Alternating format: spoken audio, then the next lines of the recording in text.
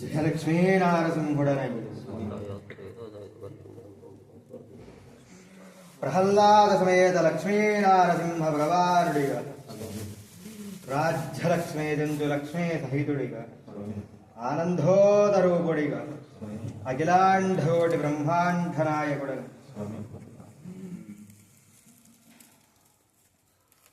శైవ వైష్ణవ భేదము లేదనకుండా మంగళాభరణాల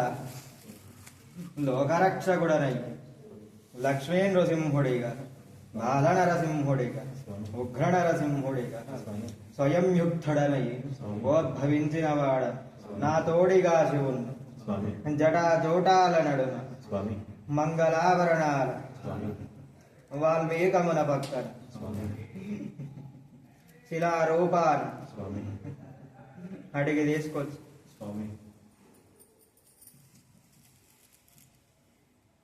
ఆ ఇంద్రకీలాద్రిన విజయవాడను అఖిల కోటి నేను జగన్మాత దుర్గు సకల దేవతలాక్షేతమని సకల దేవతలకు స్థానముగా ఎర్రవర క్షేత్రాన్ని ఆశీర్వదించారు.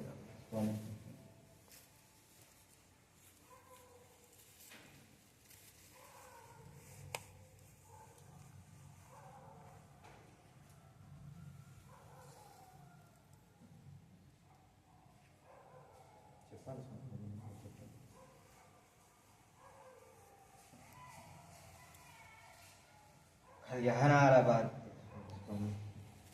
చూసేది నేను చూస్తాను, ఇచ్చేటోళ్ళ సంతానము నేను ఇస్తాను. ఆ వాల్మీకములందు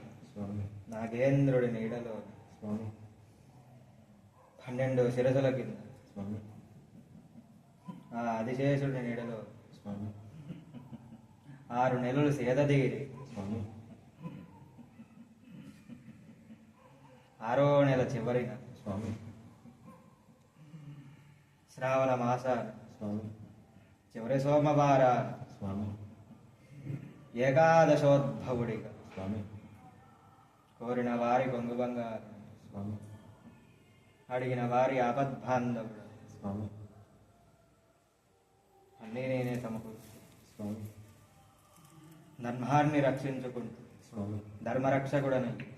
కలియుగ రక్షకుడిగా మాటిచ్చినట్టు నెరవేరుస్తాను.